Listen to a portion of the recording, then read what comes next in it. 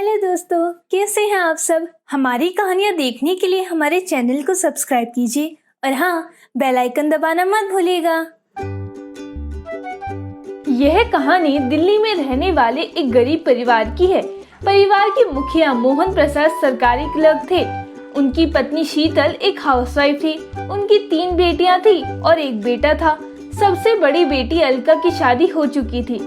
उससे छोटी बेटी चारू ग्रेजुएशन करके कंपनी में काम करती थी और कविता इंटरमीडिएट में पढ़ाई कर रही थी और राजेश 8वीं क्लास में पढ़ाई कर रहा था। एक दिन जब मोहन प्रसाद जी सोकर उठे तो चक्कर खाकर गिर पड़े और गिरते ही बेहोश हो गए। गिरने की आवाज सुनकर सब लोग दौड़कर आए तो देखा कि मोहन प्रसाद जमीन पर गिरे हुए हैं। यह देखकर शीतल रोने लगी और बोली, अरे क्या हो गया आपको? बेटी चारू, जल्दी से एम्बुलेंस को फोन करो।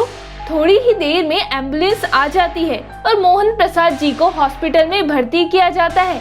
डॉक्टर चेक करके कहते हैं, देखिए इनको मेजर हार्ट अटैक आया हुआ है। इनको 3 दिन हॉस्पिटल में रखना पड़ेगा, तभी हम कुछ कह सकते हैं। प्लीज डॉक्टर साहब, मेरे पति को बचा लीजिए। इनको कुछ हो गया तो हमारा कैसे गुजारा होगा? कौन हमारी देखभाल करेगा?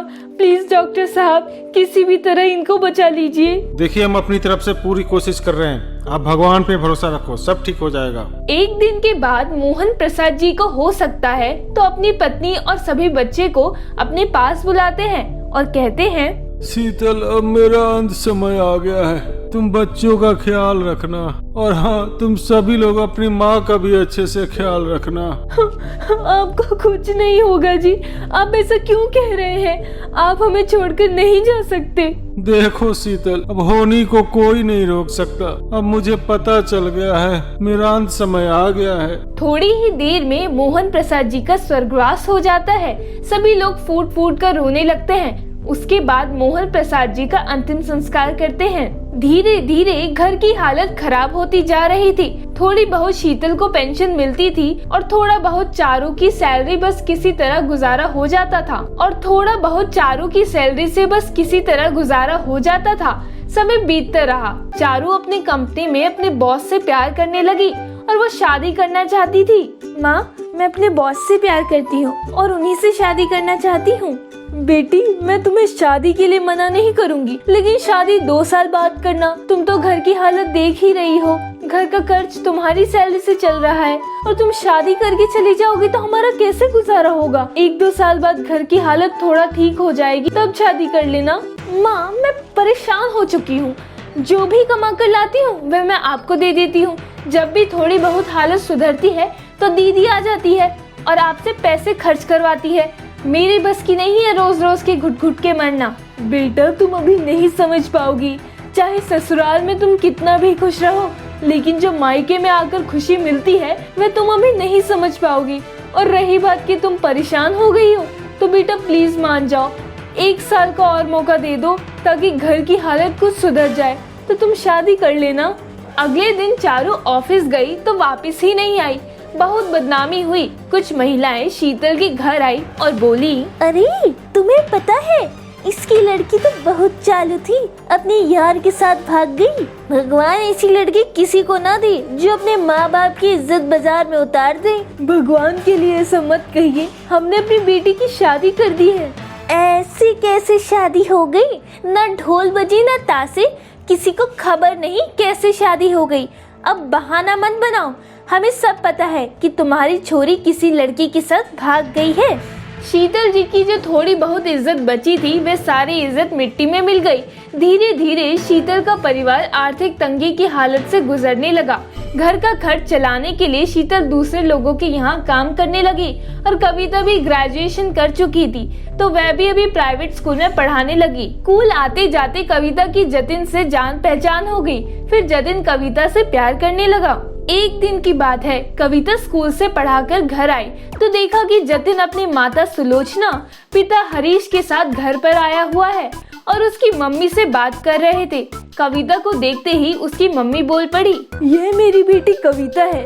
बेटी कविता, ये जतिन है और ये तुमसे शादी करना चाहता है। कविता सबको हाथ जोड़कर नमस्कार करती है। माँ, आप तो जानती ही है, कि छोटा भाई राजेश ग्रेजुएशन कंप्लीट कर लिया है और नौकरी की तलाश कर रहा है। जब तक नौकरी नहीं पकड़ लेता तब तक मैं शादी नहीं कर सकती। मैं आपको ऐसे छोड़कर नहीं जा सकती। हम बहुत भाग्यशाली हैं कि तुम मेरी बहू बनोगी। बेटी आप बिल्कुल चिंता ना करें, आपकी मम्मी ने हमें सारी बात बता दी है। हमें कोई दिक्कत नहीं है, हम शादी 1 साल बाद कर लेंगे। वैसे मैं बता दूं कि जतिन को तुम्हारी सादगी और तुम्हारी अच्छाई और अपने माँ और छोटे भाई का तुम कितना ख्याल रखती हो, इसी वजह से जो तुमको बहुत पसंद करता है। और जतिन एक प्राइवेट कंपनी में मार्केटिंग मैनेजर है और हमें एक पैसा भी दहेज नहीं चाहिए, हमें तो सिर्फ तुम चाहिए हो। बिल्कुल बिल्कुल, हमें तो सिर्फ बहू चाहिए। धीरे धीरे समय बीतने लगा। राजेश को भी नौकरी मिल गई और कविता और जतिन की शादी हो गई। कविता अपने ससुराल सबका ध्यान रखती थी। घर का सारा काम करने के बाद रात में अपने सासू माँ के पैर दबाती थी। कविता एक बहुत अच्छी बहू और पत्नी साबित हुई। सास ससुर और पति का पूरा सम्मान देती थी और इसी वजह से घर में शांति और खुशहाली थी। धीरे धीरे 5 साल बीत गए। कविता का बेटा चिंटू भी 4 साल का हो गया था। एक दिन की बात है, जतिन टेबल पर नाश्ता कर रहा था। तभी कविता से बोला, सुनो कविता। साड़ी पहने हुए, सर पर पल्ला रखे हुए, दिखने में काफी खूबसूरत कविता अपने पति के पास आती है और कहती है, जी कहिए। आज शाम को मेरा दोस्त है राघव, उसके घर खाने पे जाना है। उसकी शादी की सालगिरह है तो उन्होंने एक छोटी सी पार्टी रखी है, खास लोगों को ही बुलाया है। हमारे बॉस भी आ रहे हैं, 2-3 फैमिली और भी है, तो शाम को बिल्कुल तैयार रहना। जी ठीक है, कुछ गिफ्ट भी लेते आना, जाते समय खाली हाथ जाना ठीक नहीं लगेगा। ठीक है। उसके बाद जतिन ऑफिस जाने के लिए तैयार हो जाता है। वह कमरे से बाहर निकलता है। हॉल में उसके पिता हरीश, जो रिटायर्ड कर्मचारी हैं, वो बैठे अखबार पढ़ रहे थे। उनके पैर छूकर आशीर्वाद लेता है। ठीक है पापा, मैं जा रहा हूँ। हरीश भी मुस्कुराते हुए अखबार छोड़कर उसे आशीर्वाद देता है। उसकी माँ आरती की थाली लिए सर पर वल्ला संभालती हुई आई और उसे आरती देती है। वह माँ के पैर छूता है। माँ उसे आशीर्वाद देने के बाद बाहर गेट तक आ गई छोड़ने।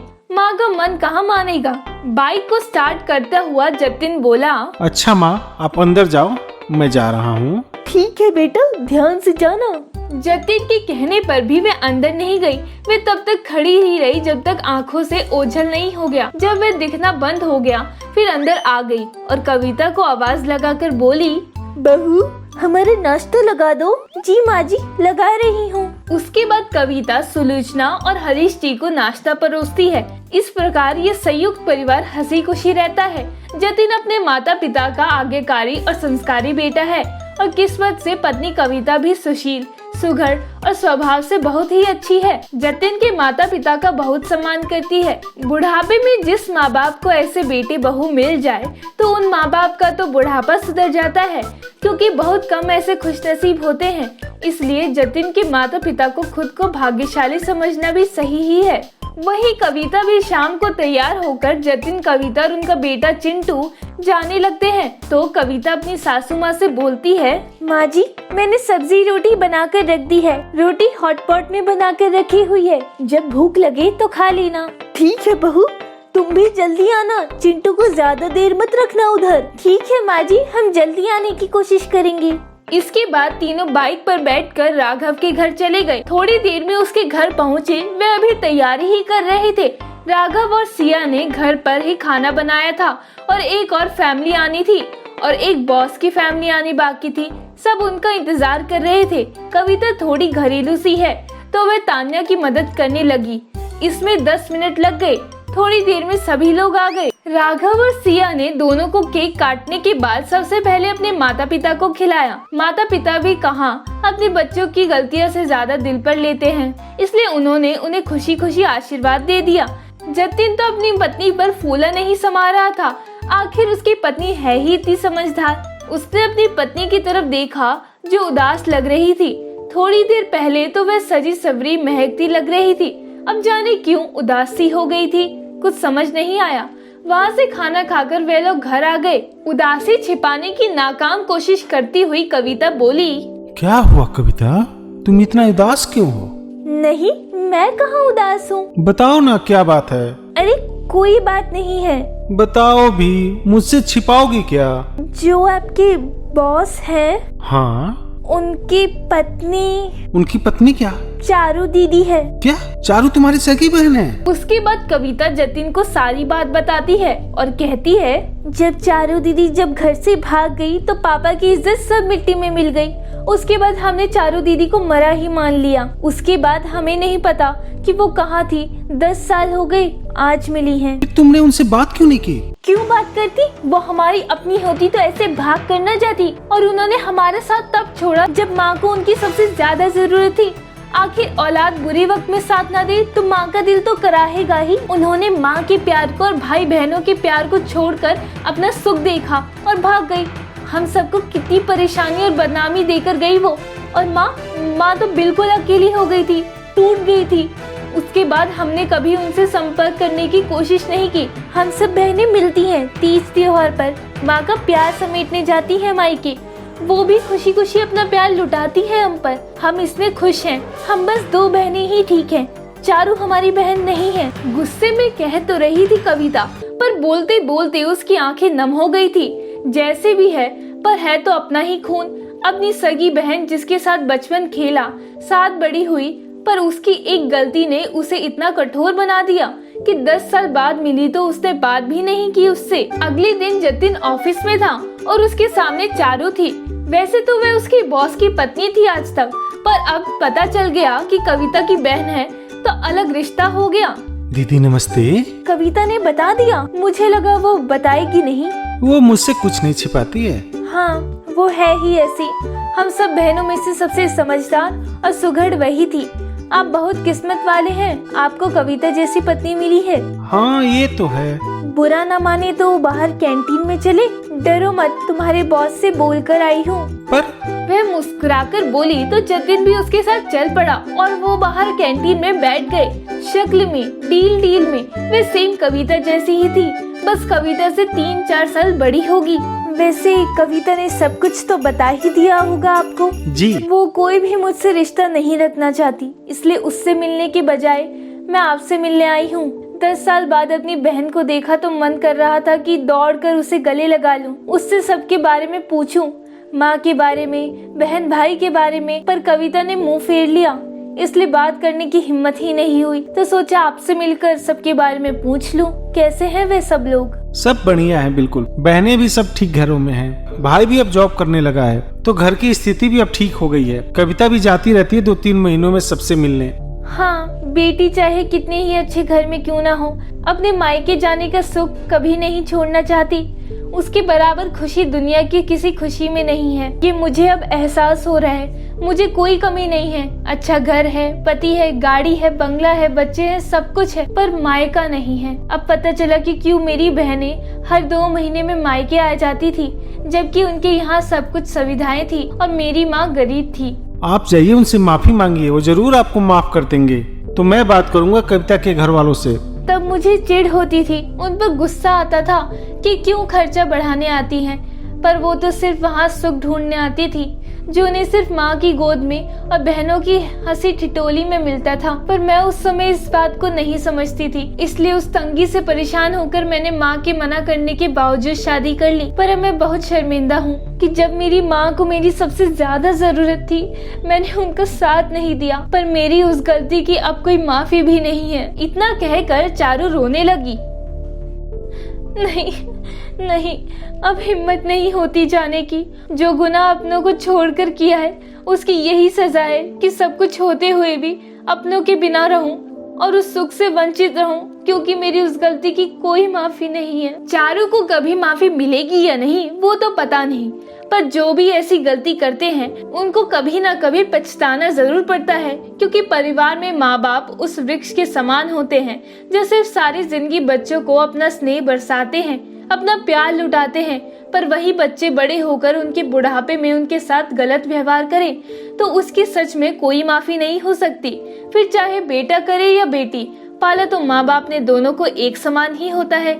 इसलिए अपने परिवार रूपी बगिए में बुजुर्गों का सम्मान दीजिए, ताकि वे आपको अपने स्नेह रूपी छांव देते रहें। दोस्तों, अगर आपको ये कहानी पसंद आई हो तो हमारे चैनल को सब्सक्राइब कर लें, बेल नोटिफिकेशन दबा लें और कमेंट करके जरूर बताएं कि आपको ये कहानी कैसी लगी। धन्यवाद।